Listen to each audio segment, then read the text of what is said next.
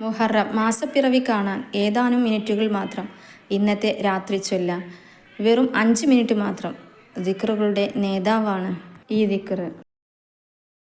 നബി സല്ലല്ലാഹു അലൈഹി വസല്ലമ തങ്ങൾ പറയുന്നു, ഞാനും എനിക്ക് മുമ്പുള്ള പ്രവാചകന്മാരും പറഞ്ഞിട്ടുള്ള വാക്കുകളിൽ അതിപ്രധാനമായ വാക്കുകൾ ഇതല്ലാതെ മറ്റൊന്നില്ല.